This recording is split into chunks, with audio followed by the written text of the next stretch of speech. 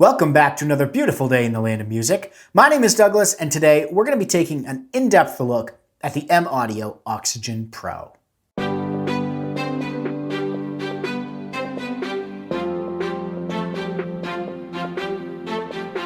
going to break this video up into three main parts. The first part, we're going to talk about the look and the feel. Second part, we're going to talk about the software and the virtual instruments that come with it. And then third, we're going to talk about the functionality that's included right inside the controller and talk about how to edit some of the parameters, maybe how to change the note that a certain pad triggers. And I'll show you those things to hopefully give you a kickstart. If you're looking to buy this controller and wondering if it can do some of the things you need it to do for the music you create, or if you've already bought it and you want a deeper understanding of what this controller can do, this video is for you. So let's jump right in and talk about what might be one of the most important aspects of this, and that is the keybed. So all of the versions of the new Oxygen Pro have semi-weighted keys. There's a mini version, which is gonna have keys that are a little shorter and narrower. And then the 25, 49, and 61 all have full-size keys. All of the versions are semi-weighted, as I mentioned, and they have a really nice feel to them. They're not too heavy, not too light. They don't have a cheap plasticky feel to them. They feel really good. They have a nice bounce to them, and all of them have built-in aftertouch as well. So I come from a background of piano playing, and over the last 20 or so years, I've played a wide variety of digital pianos, synthesizers, controllers, keyboards, kind of the whole spectrum, right? And it's important to me to have good keys. And so that's one thing that I was really happy with how this controller felt, is that the keys feel really good. You can get some of those fast licks in there, but it's not so light of an action that you end up hitting wrong notes as you're moving through the keyboard. Another aspect about the semi-weighted that I like, and this may be a pro or a con depending on how you look at it, but the overall controller is actually heavier than maybe another controller that doesn't have semi-weighted keys. I like this because it doesn't bounce around as much as you're playing it. It sits right there. It's got really big rubber feet on the bottom, and so it sticks right to the surface, and it doesn't have any bounce to it. It feels really solid. Again, if you're traveling around with this and you want something that's really light to throw in a bag, you may want to look at something that's not semi-weighted, because this is going to add a little bit of weight. And so if you're lugging that around, you're gonna notice that eventually. To me, I consider it a pro. This is gonna be sitting, it's my dedicated controller for Pro Tools, and so I'm not as concerned about this. I used this last weekend to record a multi-track session, used it as my dedicated controller for Pro Tools, and it worked flawlessly. I was really happy with how all the controls were. I didn't have to reach for my mouse as much, use the transport controls here, adjust volume levels with the knobs across the top. So it really sped up my workflow in the recording. And I'm sure if I had the larger version with the sliders and some additional capabilities around the DAW control, it would have sped it up even more. And that's one thing I want to point out here, is there are some variations between the Mini, the 25, and then the 49 and 61. So the Mini is going to have 4 faders and then 4 knobs. The 25 version, which I have here, has 8 knobs and only the main fader. And then the 49 and the 61 have 8 faders plus the main fader, 8 knobs. And then on the 49 and the 61, you also have the ability to select, arm, solo, and mute tracks within your DAW. That's something that I wish was in the 25, and maybe in a future release, they'll put it on some of the top row of pads or some way to be able to quickly arm tracks. That's one thing I found myself reaching for the mouse a lot in, was arming tracks, soloing tracks. So when I was recording, arming the track, I can record and play from the transport controls on the controller, but it was reaching to arm the track itself that I had to keep reaching for the mouse. And then when it comes to mixing with the volume controls on the knobs, there's a lot of times where I solo a track and try to get an idea for the feel of how I want to mix it. It would be nice to be able to solo the track right from the controller itself. So that's one reason you may want to look at getting the 49 or the 61. And then the split functionality, which I'm not going to dive too much into in this video. I'll have a future video on that. But you can split your quarter scale mode and your arpeggiation or your normal mode across the keyboard. And with 25, there's really not a lot of room to split and still have a playable surface. So besides the couple of things that I just mentioned, all of the other controls and functionality that are in the 25 key that I have are also present in the other versions. They may be moved around depending on the variation of the keyboard that you have. On the Mini, the buttons are in different locations than I have here, but overall, all of the controls and the functionality we're going to talk about are included with all of them. So that being said, let's start up here with the buttons. There's one button that you're really going to want to pay attention to, and that's this shift button right here. It sits to the left of the screen, and anytime you see a label that's below the button or below the pads or below the knobs, that function is accessed by holding shift and then tapping that button or pad or twisting the knob. So that's something to keep in mind as we go through here. For instance, if you want to go to the global menu, you hold shift and press the back global button, and that brings you right into the global menu. If I want to go back, I don't hold shift and I just tap the button. The label above the button is the function that's accessed just by tapping the button without shift. A couple other exceptions to this are up in these three buttons here. You'll notice that there's a single dot beside ARP and two dots beside latch. To access the arpeggiator, you just tap it once. To access the arpeggiator with the latch turned on, you double tap and it blinks now. So one dot, single tap, two dots, double tap. Same goes with chord and scale mode. And then over here with our tempo and sync, you'll notice that sync has a dash or a line. That means you hold the button, and that brings up our settings for our tempo, where you can change it from the internal to the external clock. We've got a little bitty screen right here that gives us some information as we play. So let's say I want to know what my aftertouch velocity is I press a key, and if you don't know what aftertouch is, that's after you've pressed the key all the way down, you press it more, and it almost has a spring action that allows you to press the key down even more. And you can assign that to a certain channel within your DAW. And in a lot of the virtual instruments, that's assigned to maybe a filter effect or a modulation vibrato effect, depending on the instrument you're playing. A lot of virtual instruments have that built in. But what we can see is on the screen here, as I activate the aftertouch, you see the value of the aftertouch right here of the key that I'm playing, right? And we could also see that value, maybe the velocity of the pad that we're hitting. So we're hitting pad 9 in bank 1. And if I hit that all the way, I'm getting a 127 or full velocity out of that. Again, as you tap that, you can see the value there. The same goes for the knobs or your modulation wheel. We can see the value of the control as we twist or move that control. The buttons themselves have a plasticky feel. They're very clicky. You can hear that click going on there. I wish that they were all rubberized like these buttons over here on the right. These switch in my DAW. I'm using Pro Tools. They switch between my mix and my edit view. Depending on your DAW and the preset you're using, they may perform different functions, or if you've got a custom preset set up, you can define what those do.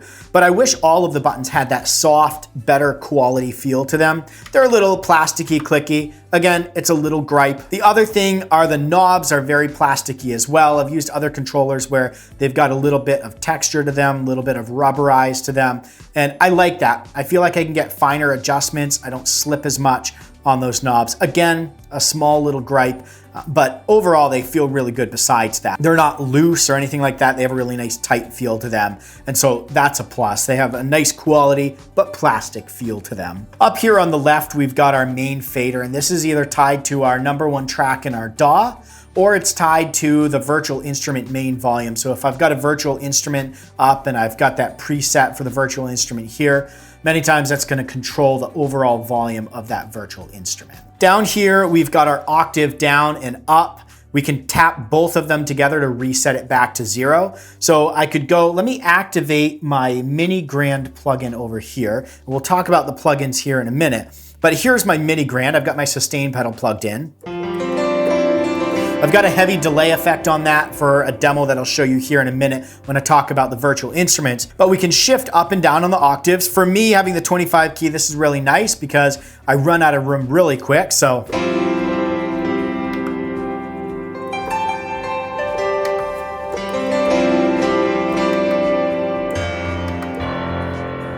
And then if I want to go back, so right now I'm -2 on the octave, tap both and I'm back to 0 right there.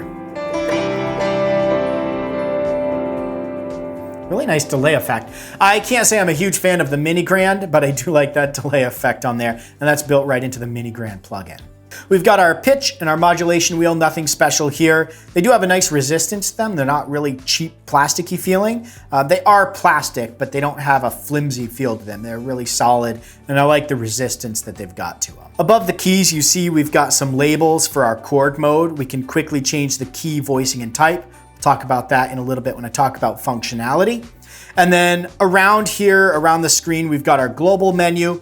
We've got our normal selector knob. So as you're moving through the menus, you can move through them by scrolling on this wheel or pressing down on the wheel to select an option. And then up here, we've got our arpeggiation, chord and scale modes, and our tempo. We can tap the tempo, or we can go in and we can set the tempo using the rotary knob here. And I'll talk about the arpeggiation, chord, and scale mode here in a little bit. And I've got additional videos coming out where I'll go in depth on each of those, because there's a lot of time that can be spent around each of those pieces of functionality, and we don't really have time in today's video to get bogged down with that. So make sure you're subscribed so you don't miss out on those videos. Over here to the right of the screen, we've got our transport controls for our DAW.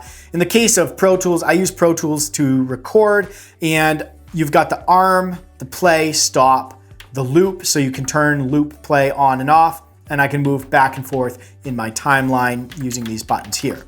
We've got 2 bank forward and back buttons, so there are 4 banks inside the controller, and each of the knobs, we've got 1 through 8, we've also got 16 pads. We have 4 banks of those. So let's say you've got 32 tracks in your session, and you can move between those. So tracks 1 through 8 are going to be in bank 1. Can control the volume or the pan maybe for those. We can go to bank 2, then that's our 9 to our 16, and so on. So we've got 4 banks, so 32 knobs total, and then 64 pads. So that just gives us some extra functionality there. I think it's mostly useful for the DAW knob control, but you might find some other uses. Maybe if you've got the sliders as well, those are gonna have 4 banks, so you'll have 32 faders or sliders as well. We've got a note repeat and latch right here, and that's for these pads. We can have the note repeat or latch depending on what we're playing. And then we've got 8 knobs here. They do have a start and a stop. They're not a 360 rotary knob. They have a start point and a stop point. And so those control either the volume or the pan or whatever DAW control value you have assigned to them. Or if we hold shift, you'll notice down here underneath, remember the label below, you access by holding shift. We've got type, octave, gate, and swing for our arpeggiator. So you can quickly just hold shift and change those with these knobs rather than having to go into the arpeggiation edit menu. And this is really handy if you're playing and you want to switch it up live. You can do that just by holding shift and twisting the knob. Then we've got the 16 velocity sensitive pads. We can go into the menu, and I'll show you that when we get to the functionality bit, where we can edit the note that the pad is playing, we can edit the color of the pad, and we can edit whether that sends a CC, a MIDI, so we can edit that right within the menu. So we don't have to download the preset editor that comes with this controller. You can edit all of that within the controller, which I really like. You don't have to rely on the software. Is it easier in the software? I'm sure. The user interface there is much larger than our little screen here, but it is completely accomplishable from the controller itself.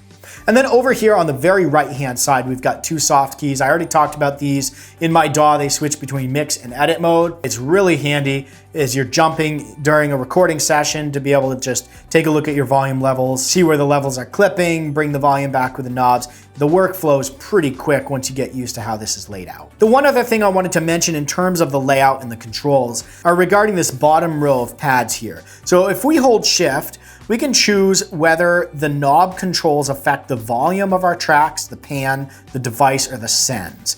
And then over here under the DAW shortcuts, we've got save, quantize, view, and undo. So we've got some quick functions right here. I use the undo a lot. When we were in the recording session last weekend, sometimes you start and you don't come in the way that you wanted to. And so just being able to hit stop, undo, reset back to the beginning, arm, and go. I don't have to touch my mouse at all for that, which is really nice. The other thing I use a lot is save. So I save my Pro Tools session. Quantize, if you're using MIDI, the view will actually bring up the detailed MIDI editor.